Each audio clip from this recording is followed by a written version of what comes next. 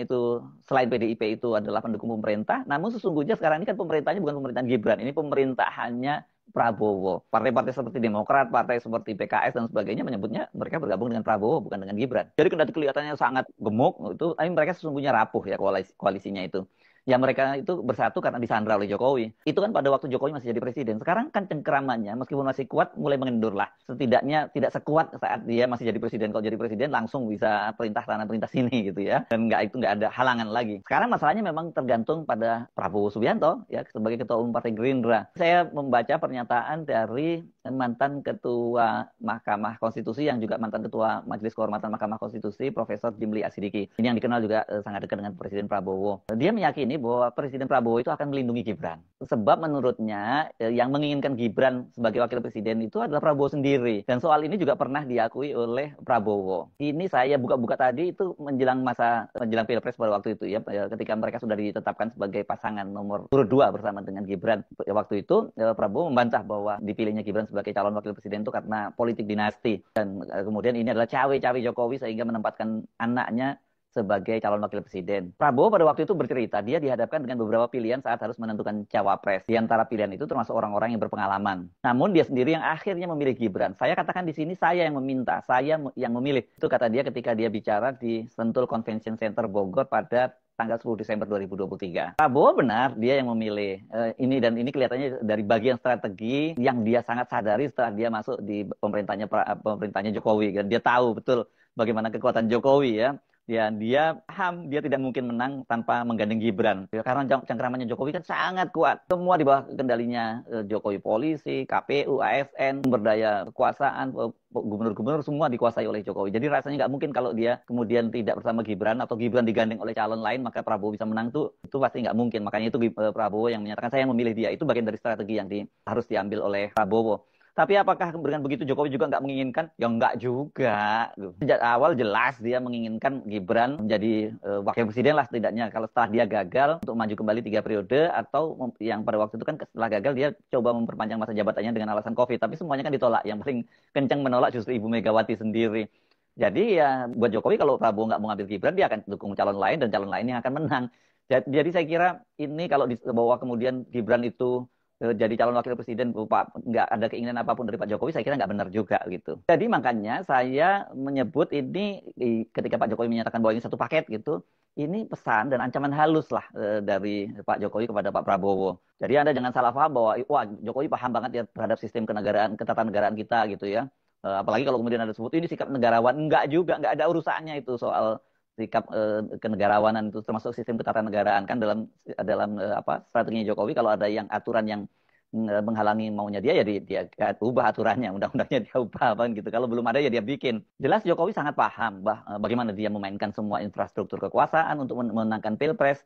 Dan itu dipastikan menggunakan tangan-tangan kotor kekuasaan. Dan itu bisa digunakan untuk menyandra atau setidaknya menekan secara halus Prabowo. Mau buka-bukaan nih, kalau anak gue sampai nggak lu lindungin. Kira-kira kan seperti itu ya. Karena itu ya kalau Prabowo tidak mendukung pemakzulan dalam sistem sekarang ini, dipastikan pemakzulan itu tidak akan terjadi.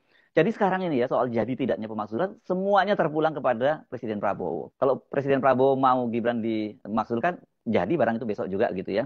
Pertanyaannya kan, lah ini kalau kemudian ancaman Jokowi itu diabaikan, saya kira sebenarnya ini sudah sudah nggak ada konsekuensinya ya karena para purnawirawan itu juga sudah sejak awal mereka tidak menyerang Prabowo kok mendukung pemerintahnya Prabowo, bahkan mereka ini secara terbuka menyatakan mereka ini melakukan itu melindungi Prabowo, mereka khawatir Prabowo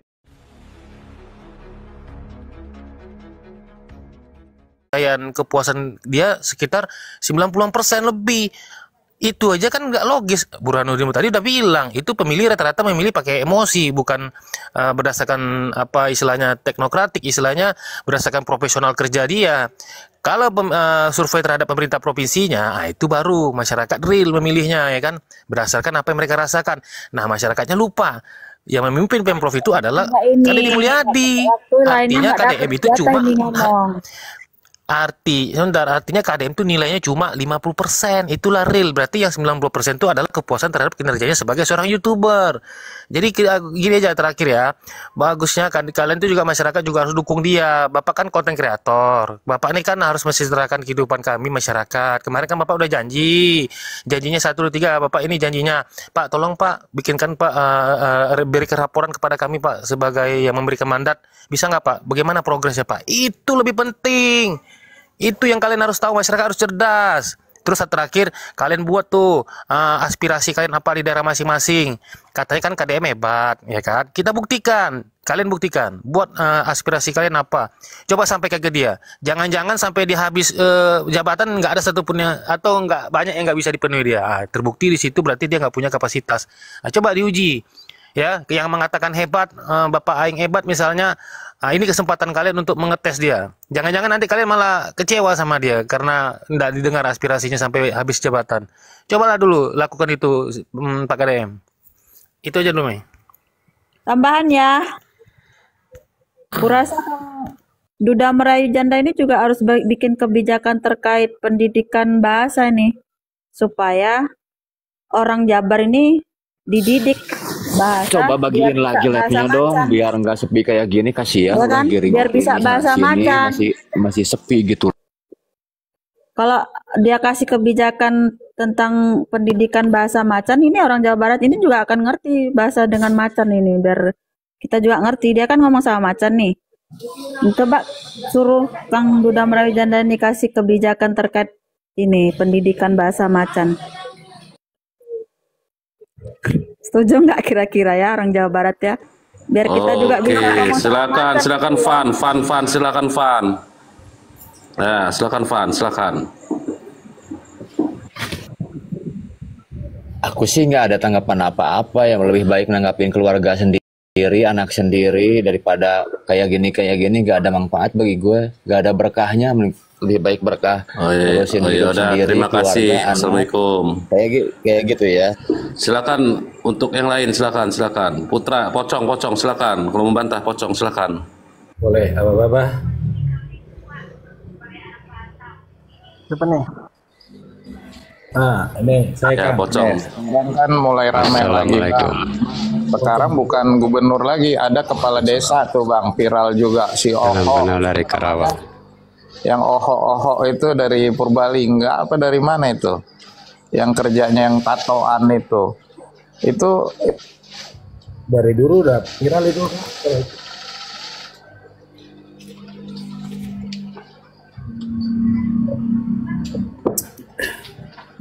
Jadi begini Kang. Silakan apa? Silakan. Oke, makasih. Assalamualaikum warahmatullahi wabarakatuh. Sampurasun Kang. Jadi gini, kalau saya sih melihatnya begini ya.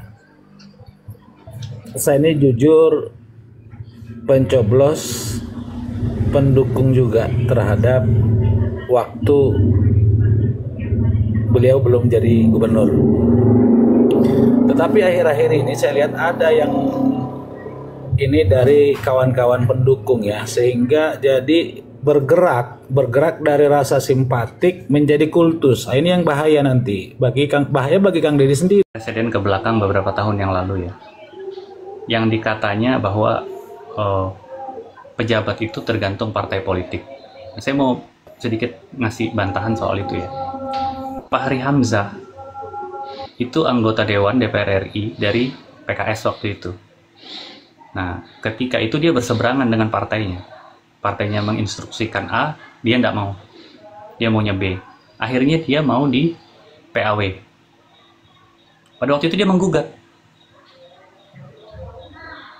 Ya, dan dia menang. Betul. Ya. Dia menang. Dia jadi anggota dewan sampai akhir masa periode jabatannya tanpa mewakili partai. Ya. Dan itu benar. Artinya apa? Artinya apa? Di situ saya mau melihat bahwa ini bukan soal partai bisa mengatur sepakat. Pejabatnya, bukan. Tapi ini pemahaman soal hukum. Undang-undangnya nggak salah. Buktinya ketika ada yang paham hukum menang kok menggugat. Iya, benar. Berarti Ya. ya, berarti masih bisa secara Dan sejarah Iya, baru ketika mencatat baru dia sendiri, Bang. Yang lain Loh, takut. iya. Nah, Yang lain harapan kita takut. sebenarnya Takut di justru PAW, Bang. Dia nggak takut. enggak. Makanya kembali ke Harapan kita, orangnya Bang. memang. Kembali ke Harapan orangnya. kita sebenarnya gini, Bang. Politikusnya, Pak. Iya, kembali Ya, ke orangnya. harapan kita sebenarnya adalah dengan adanya hal-hal yang seperti itu bisa mencerdaskan bahwa menjadi seorang politisi itu bukan berarti tunduk pada partai. Anda mewakili rakyat, bukan mewakili partai. Partai itu hanya kendaraan. Itu kan, bukan cuma Indonesia yang negaranya ada partai politik. Hampir seluruh dunia ini partai politik itu ada. Iya, Bang. Dan Ya kan? itu hanya Bahkan di bisa Cina itu, dilakukan seorang Fahri Hamzah karena kalau nggak salah dia pun kalau bahasa lapangannya salah satu pemilik partai, artinya memang dia paham benar partai tersebut kan, sehingga yang pejabat di partai itu pun juga kan waspada kali sama Fahri Hamzah kan, itu dia kan, Ya, tapi dia sehingga bukan pendiri PKS, Bang. Dia bukan pendiri PKS, dia kader. ya artinya kan Pendirinya bukan paham, dia. sangat paham dia tentang partai tersebut. Kalau nggak salah ya PKS itu kemarin kan, karena dia sempat Nggak, artinya- jubirnya PKS ya kan itu dia. Iya, buktinya Anies Mata keluar, ya kan?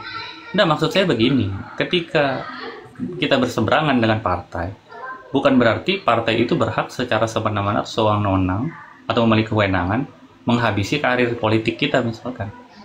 Kan itu diatur undang-undang. Makanya Iya, mekanismenya saja sebenarnya, mekanismenya melalui partai politik. Tapi Dia mau secara dihabisi, hakikatnya kita cuma itu dia punya kan konstitusi. dia mau dihabisi, cuma dia paham undang-undang. Tapi teman-teman yang lain kan nggak mau ribet. Nah itu dia kualitas, sorry ya teman-teman, kualitas para dewan kita. Begitu katanya anu kan pada takut di PAW, Bang. Kenapa begitu? Memang kan macam Fahri Hamzah kan mau di PAW, tapi dia tahu ada celah hukum yang bisa ku manfaatkan ini, kan itu dia. Tapi teman-teman yang lain ya cari antengnya, Bang. Itulah Iya, kualitasnya berarti kan itu. Kembali lagi itu sebenarnya bukan soal undang-undang. Kembali ke atau bukan orangnya, soal Bang. Partai politik kembali ke Iya, orangnya. politikus. Iya, kembali ke orangnya. Iya. Dan hanya Fahri Hamzah yang baru berani melakukan itu. Dan itu akan menjadi catatan sejarah dia itu seumur hidup. Iya, dan kan? sebenarnya kita harapkan itu orang-orang yang ada di dewan-dewan itu atau dimanapun ya yang punya jabatan-jabatan politis itu sebenarnya seperti itu, harus paham dulu nih bahwa Anda ini sebenarnya mewakili rakyat, bukan mewakili partai politik. Nah, Benar, Anda memang menggunakan kendaraan partai politik untuk mencapai sebuah jabatan, ya kan? Tapi kan itu sudah ada konsekuensinya. Contoh, misalkan Anda berkontribusi terhadap perkembangan partai karena Anda sebagai kader, ya kan? Itu betul. Tapi ketika bertabrakan dengan kepentingan rakyat, maka rakyatlah yang harus Anda utamakan, bukan partainya. jadi itu dia, Bang. Kembali ke makanya kenapa itu tidak mau itu direvisi semua seperti yang kita bicarakan tadi. Lebih menguntungkan daripada partai, Bang. Contoh, Bang. Ini di 2019-2024 dia di Partai A. Tetapi di 2024 dia mencalonkan diri dari Partai B. Padahal masih Iya, aktif, sama Bang. seperti Iya kan? KDM kan Ngeri, begitu, KDM. ngeri nggak undang-undang itu? Diperbolehkan. Iya kan? Hanya dia mengundurkan diri sebelum mendaftar. Padahal mendaftar itu hanya 3 bulan. Artinya, Bang, disinilah kelemahannya. Seorang yang kebanyakan duduk di partai tersebut bukanlah kader partai tersebut. Kalau kita bilang, Bang, si gok hepeng bahasa orang Batak, yang punya uang lah yang layak duduk. Ya memang seperti itu yang terjadi untuk negeri kita ini. Di Partai A dia masih anggota dewan. Di 2024 dia mencalonkan diri dari Partai B dan duduk. Di mana celah hukum yang bisa, berarti ada celah hukum yang bisa dimanfaatkannya dan tidak ribut.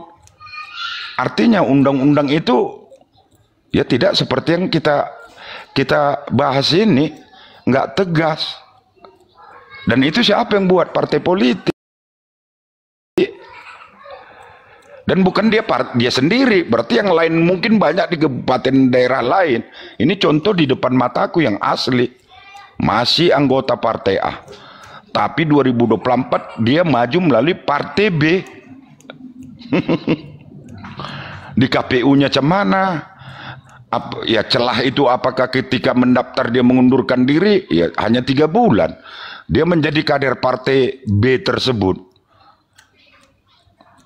Dan mungkin di daerah Orang Abang mungkin terjadi juga. Ini di depan mata memang asli. Cuma berarti ada celah hukum yang bisa dia mainkan di undang-undang tersebut. Dan partai lain nggak ribut. Loh iya, persyaratannya kan gini Bang ya. Persyaratan kita dalam mencalonkan diri atau dicalonkan itu, ya kan? Itu misalkan saya masih terdaftar di partai A. Saya tidak butuh pemecatan, saya hanya butuh surat pengunduran diri. Kalau itu sudah dilampirkan, mau dipecat atau tidak, ya betul. Kemudian saya bikin rekomendasi dari partai B misalkan. Itu sudah bisa ya, secara politik. Curup lampiran dia surat pengunduran diri dia dari partai tersebut memang. Nah itulah celah-celah yang bisa dimainkan. Dan ya undang-undangnya harus diperbaiki itu dia Bang. Sehingga tidak bisa lagi seperti itu. Sehingga betul-betul ya contohlah Bang. Itu udah pasti contoh. Bagaimana dia memang tunduk terhadap partai B-nya ini, sementara dia baru 3 bulan di partai tersebut dan langsung duduk hanya untuk memanfaatkan konstituen dia, karena yang dia jual itu sebenarnya dirinya bukan partainya. Itu banyak Bang. Betul. Tidak melihat partainya, melihat sosoknya. Kalau itu saya sepakat sama Bang Erin ya, sangat sepakat. Iya terjadi Bang, di lapangan seperti itu yang kita lihat. Bahwasanya ketika mencalonkan diri sebagai baik itu anggota dewan atau pemimpin daerah ya, itu minimal dia harus 2 tahun menjadi anggota di partai. Sebenarnya harusnya begitu minimal. Iya. Jadi tidak ada yang bisa lompat-lompat partai itu.